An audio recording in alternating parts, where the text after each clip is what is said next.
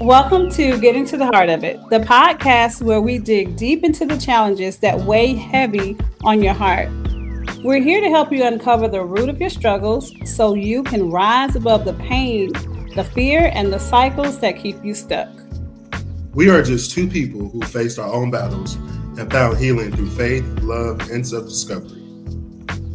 And we're here to share that journey with you, reminding you that you're never alone and that breakthrough is possible. So grab a cup of coffee, settle in, and let's get to the heart of it. Hello, beautiful people. You got Denise Boyd here. And Darnell Milton, and today we're going to begin to the heart of relationships. So I'm really excited to jump into this with my cousin, and because this is all kind of relationships you can have. You can have relationships with God, with yourself, with others. So I'm ready to jump into it. So let's get to the heart of it. Oh, I love it. Okay, so first off, let's just be honest. I don't know. Okay, so I'm a believer. I believe in God the Father, Son, Holy Spirit. But whatever you believe in, one of the things that I've noticed is that a lot of us don't really understand the ins and outs, the inner workings of relationships, right? Am I wrong, cousin? No, you're right. I mean, because there's so many different types, but I feel like with relationships, the reason why is because I always say that our parents are the first version or the first example of what to be a person is. So it's kind of like our first relationship. But also we base our relationships off what we see they do. So it's just like sometimes like we really don't know because I had to figure out that growing up, like even though I was watching my parents' relationships, they still were figuring it out. They were still figuring it out. They didn't know it all. So it's like we kind of watch different versions of relationships or what we think relationships should be, but sometimes they're not the most effective or the most healthy or the most constructive in a positive way. Because there's so many different types, and I think sometimes like we can be afraid of relationships as well too. I think sometimes I know what that looks like. It can be scary to jump into it because you're like, I don't know what to do if I'm jumping into a relationship with somebody and I never seen what it's supposed to be. So that's my take on it right there, jumping into it. Look, thank you for that because that is the heart of a lot of people. And I'm sure some of you are who are watching. That's how you see it. Like you've been in relationships and you've been hurt. It feels like a double-edged sword relationship. But I mean, let's just be honest though. Any relationship, there's gonna be a little pain. I mean, there's no way on this earth that we're gonna be able to be in a relationship and there is no pain at all. Just like you said, cousin, you're trying to find a relationship, but you realize that it's not going to be perfect. Like there is no way for a relationship to be perfect. So how do we find balance, in relationships with others? And honestly, I really believe it starts with yourself. Yeah. Um, and for me with God. But let's just start with the self part first. How would Mhm. you break down the importance of having a relationship with yourself? I mean, honestly, when you say that, the first thing that pops in my mind is just grace. Because, like I said, it's like nobody's perfect. And I think sometimes we put those unrealistic expectations on ourselves to be perfect. And we have to realize that, like, no one's perfect, even when it comes to religion, even, Jesus wasn't perfect. I don't know if that's correct or politically correct or not, but it's just like he was a human being just like us, and he died for our sins. Well, So it's just, technically, he was perfect, but he still felt emotions. Like oftentimes people think that emotions aren't good, but he felt emotions. He was still in a human body. yeah, So he he was had a human. human experience. And no human, like, and that's what I'm saying, like, no human, like, as humans, like, it just the reality of being a human. And I think that relationship with yourself is just knowing that, as well, like, we put unrealistic expectations because of society, because of, family, because of like cultures, because also religion too. So I think that ties into a lot of it. And we're going to have to get to the heart of religion later, Okay. but that's a huge part of how a lot of us, especially those of us who believe in God and go to church, that's how a lot of us find love. We find love through our religion. And honestly, cousin, our religion has turned us into something that's sacrilegious. And we want to call other stuff sacrilegious, but our religion has oftentimes kept us from getting to truly know who God is. And I believe that in order for you to truly know who you are, that you have to know who God is. In order for you to truly know who God is, you're gonna have to find yourself. Like there is no way not to. And it's funny because there are a lot of people who I believed knew God and knew themselves, but when I started getting closer to knowing who I am and who God is, and I started realizing these people are far from, from loving themselves, from loving God. Like, don't tell me you love God and this is how you're gonna be. But I'm not trying to throw, too much religion in there. But I just want, what I want is facts. I want truth. Like, how do we find the truth in it all? And for me personally, finding out what makes me me, like what I love to do, what I don't like to do, is actually what helped me to be able to be in a space around other people and not be offended all the time. Because one thing about love, and these things pop up all the time, if you are pursuing a relationship, any kind of relationship, whether it's like a partner, your family, your friends, your kids, whoever it is, it's so important to watch what kind of feelings come up in you, because feelings, love is not a feeling, actually love is action. But here's the deal: for example, if someone does something in a relationship and then I just get offended all the time, then that shows that there's something in me. Like, I believe that offense blocks love. That's just me. Offense means it's something in me that I haven't dealt with. There's Yeah, something in me that's offending myself. Like, I don't know how to break that down anymore, yeah. but that's what I believe. Yeah, and it took me a while to realize that too. Like, a lot of times I had, people be mean or not be the most nicest person to me growing up and things like that. But I realized the reason why is because sometimes you reflect something to them that they're not comfortable with, or something that they haven't dealt with yet, or something that they're afraid of. And sometimes it's not always about you; it's about them. So I had to realize that too. At a later age, I wish I would have known that lesson a little bit younger, because things would have been a little bit easier to realize, okay, don't take this so personally. Like, this is not about you. It's about demons they're dealing with, things they got going on. It's not always about you. And I think sometimes that ties into the relationship with ourselves too. And sometimes we have like the main character syndrome. Sometimes I feel like sometimes we always feel like everything just revolves around us and we disregard other people. But I think like being considerate about just, okay, you know, other people's problems really aren't centered around me. People got their own things going on and their own situations going on, and the way they react to me is not always about me. And I think that also taps into just stepping outside of yourself sometimes too, and just trying to just like see things on the outside looking in. And that would really help me a lot. Like, okay, this is not always about you. The way people react to you is not always about you. The way people respond to you or communicate with you is not always about you. They can have some stuff they're dealing with or what's going on and things like that. And it's funny because it's funny, and I'm just getting to the heart of this and just being very vulnerable, because I know sometimes I say that to my cousins, even y'all. Sometimes every now and then I pick up the phone, I'm like, dang, I'm sorry, I ain't even consider what you got going on. I just open up the phone, just chirping about me, like, how you doing? So I think just being aware of that and being considerate, because you never know. And I know, like, there's been times I get on the phone with you, start yapping, and I'm like, what you doing? You's like, oh, I'm recovering from surgery. And I'm like, and that reminds me just like, okay, you got to be more considerate that, other people got things going on too. And it's just like, it's not always about you. So I think tapping into that and just really understanding that can help you get to the heart of just building a healthier relationship with yourself and strengthen that relationship with yourself. But it's just like, people always say that, you can't love anybody else unless you love yourself. And my cousin in Kennesaw, a year or two ago, I was in New Orleans and I was going through a lot of just struggle and turmoil with like mental health and stuff, and just relationships, and also desiring relationships, but finding it with the wrong people or finding wrong relationships in the wrong places. And I told my cousin, I'm like, yeah, I'm trying to like, find a relationship, whatever. And he told me, he said, you know what? He said, that is very selfish for you to want a relationship for somebody else when you haven't had a relationship with yourself or dealt with yourself, or like haven't healed these things for yourself. He said, you cannot expect someone else to come in and fix you if you're not willing to fix you. And I was like, you know what? That was something that just like, it was an aha moment. And that's something I always try to keep in my mind all the time. It's like, you got to work on yourself first in order to have that relationship with somebody else, because you really can't depend on no one else to come fix you, but also to come fix you, come save you.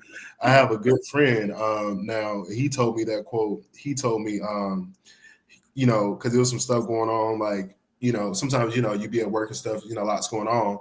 And this guy, my job, he was more like a mentor. He just told me, he was like, yo, no one's coming to save you. And he broke it down. He was just like, he had to learn that from his wife. His wife told him that years ago when he was going through the same thing. And now he's telling me that. And he's like, yeah, like she had to tell me that. And he's like, I'm an older man, you know, and he's like, I had to realize that. And, you know, my 40s. And I'm telling that to you now in your 30s to let you know, like, yo, don't depend on no one else to swoop in to come save you. You're in control of you, you know? And so that's the thing, just also just realizing that you're in control of you as well, too. Hold on, because we cannot gloss over this. Like we got to find a way to unpack all of that, cousin, because Yeah. like the quote you said about your cousin, say that one more time for the people in the back. All right. So my cousin in Kennesaw, well, my cousin Timothy, I just put him out there. So my cousin told me that it is selfish for me to want a relationship when I have not worked on myself or when I haven't had a relationship with myself. He also told me that you cannot expect someone else to come in and love you or to save you when you haven't worked on that stuff yourself or willing to save yourself. Oh So my gosh. yeah, so that's what he told me, and I bring it up with him all the time, and it's funny because I actually see him. I actually saw him last night, and it's just funny, just the amount of growth. And then he said that too. He's like, it's just so funny because he was like a year or two ago, you was just in this totally different place, like almost like a woe is me type place. But you just being real, you know, you just a totally different place. It's a a bad place when it came to relationships. And he was like, now it's like a whole 360. But because I was like in my mind, I'm like, yeah, because I took that advice. And I realized that I have to work on me first and I have to deal with my problems first. I can't expect nobody else to come in and fix me or no one else to come in and save me or no one else to come in and good. if I'm not willing to do that myself. So Now, can I add to that? Because yeah. so what I started to realize is that oftentimes a lot of us feel like, oh, I'll be happy once I find that person. Oh, I can get, but the thing is, if you're waiting to find that person to be happy, then you may be waiting forever, first off. But then it's like, well, are you going to be the person that that other person needs? It's like, who are you? And oftentimes, the biggest issue we have is that we don't even look at ourselves right where we are and figure out, okay, where am I? Who do I want? Like, for example, I have these 3 principles that I use. It's called the B3 principles. And I use this for everything in my life. And it's really for me, for every area of my life. So I go through whatever I need first, look at me, and then I go through the different principles. For example, the first B is be open. And be open is, I mean, be honest. The first one's be honest. So be honest is where you're just honest about where you are, right? For example, if you're trying to go somewhere and using your phone, your maps on your phone, you have to enable your location, right? If you don't know where you are, how are you going to try to get to anywhere that you're trying to go? You can't. You need to enable that location. And then for the other one, once you're honest with yourself, now it's time to be open. You know where you want to, you know where you are, but now let's be open about where we want to go. And how do you be open? Well, first off, you have to be open about learning new things. Like if you watch this podcast, maybe you're open about learning new things, trying to figure this relationship stuff out.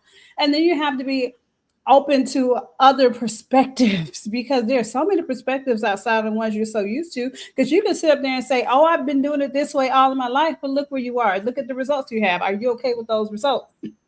And if you're not okay with those results because results can't lie, then now it's time to make sure we're open. And then once you're open and you start getting all this wisdom, whether you find wisdom in a book, wisdom in a YouTube video, wisdom in a podcast, wisdom in a mentor, wisdom in wherever, then now you can be different. But how do you be different? You be different by acting on the wisdom that you've learned. But first off, I wouldn't even call it wisdom at first. It's knowledge. It's knowledge until you're able to do it without thinking about it. When it's wisdom is when you're just out there, you're doing it. It's like, oh, I got this. I'm in here. So be honest, be different. I mean, be honest, be open, be different. Yes, that's beautiful.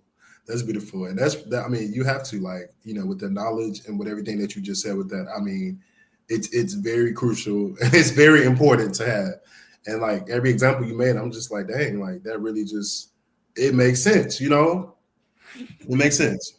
Because a lot of us it's so easy, and you will probably agree to this. It's so easy to point the finger at other people and say, well, they're not doing this, they're not doing that, they don't. And if you keep doing that, then what it seems like to me is that you are stuck in victim mentality and nothing will ever work out for you. And I don't know how to explain this, but once I started getting over the fact that everybody else was how they were and just let them just be and me be Mhm. me, that's when things started being different. Everything just started to seem like it was just working out for me on Mhm. on every different level. And I don't know if you watched Mel Robbins, but I like to listen to her podcast, and I watched one about her where she said the let them theory. Have you heard of the let them theory yet? I have not, and I think you might have brought it up. So when you bring it back up, it might like do a aha because that sounds familiar, but I really can't pick up on it. So the lesson theory is like, okay, so she had a whole story. I don't want to have to tell her whole story, but the lesson theory pretty much is summed up into the fact that you just have to let people be people. As long Yeah, as it's not gonna like hurt you, do something very destructive, let people be people. And just because when you let people be who they are, you will see it. Because oftentimes we want to control them so that they can fit into our parameters instead of letting them be who they are so that we can figure out, oh, this might not be a good a good fit for me, or maybe this is, like how can you deal with that? So letting the person be that person's going to let them be who they are, because my dad always said people would be who they are. yeah, But if yeah. you don't let them, you're only going to get a piece of it. And then it's going to be stressful on both ends. Yes, and while you saying that, so I actually for this podcast, I actually decided to get pen and paper and just start taking notes so I don't lose like aha moments that you're saying. Oh, So I can jump on that. So honestly, so one thing that I really was hearing you saying and everything that you said, and with everything that tied back to the relationships and trying to get to the heart of relationships, and it's a word that I was trying to think of the other day, and I talked to you, and I can't think of it.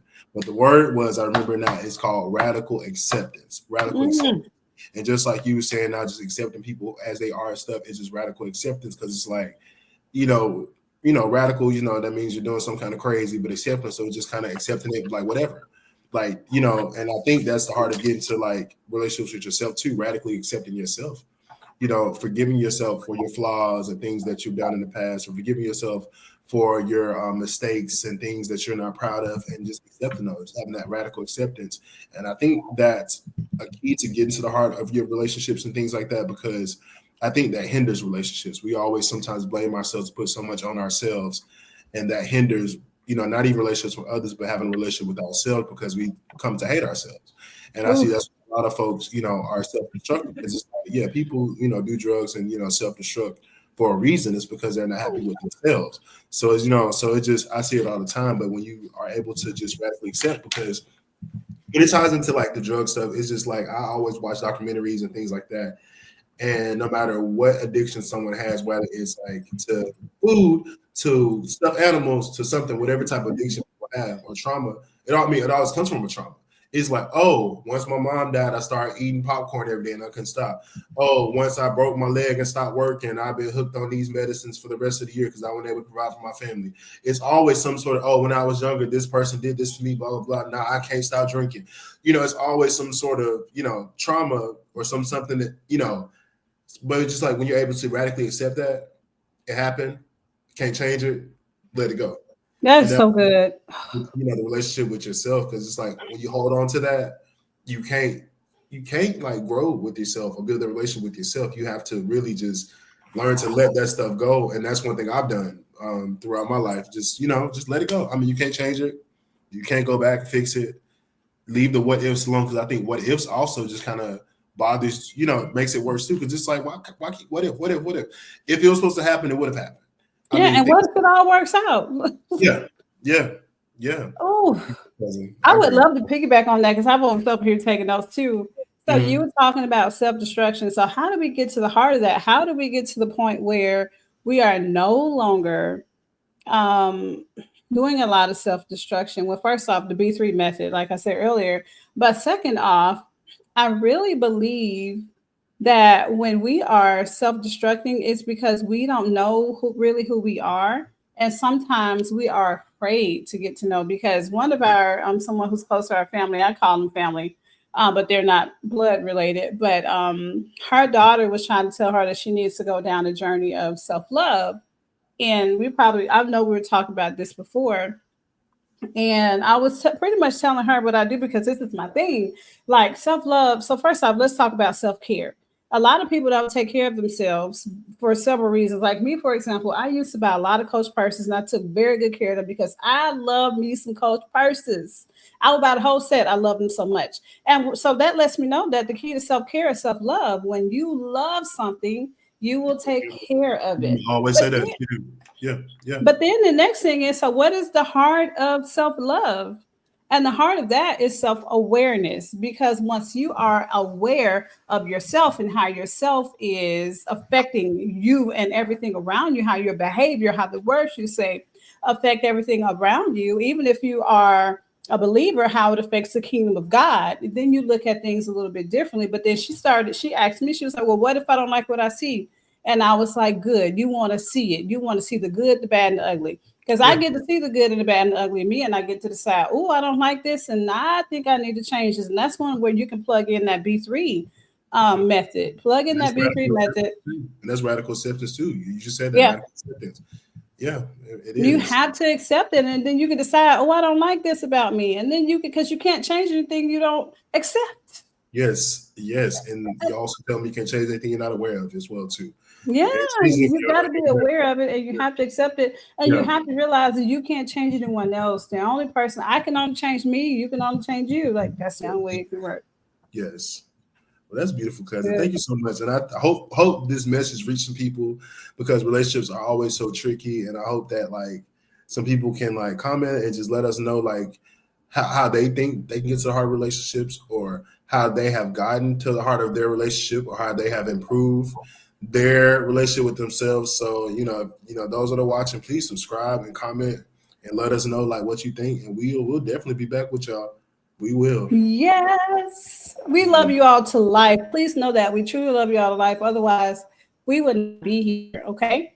And please, like you said before, if there's something that you want to add and tell about, and if you are a believer, I just want to add this part for you too. Like, oftentimes we look at God's word, his Bible, as how can I put it, as a book of laws. But I personally, I don't necessarily see it as a book of laws. I see it as a book of love and how God actually was having relationship with people. And I believe that if we could look at it from that point, then we can kind of actually look at our relationship with ourselves and with him a little bit differently. And we can look at our relationships with other people outside of what we believe in our perspectives a little bit differently. So I'm going to ask you to challenge yourself. Where do you need to challenge how you are loving people? Where do you need to challenge how you love yourself? Like, think about that. And then definitely, like Cousin said, like and subscribe and make sure you click that bell icon so you can get notified when we post our next video. And again, we love you to life. See y'all next time. All right. See y'all later.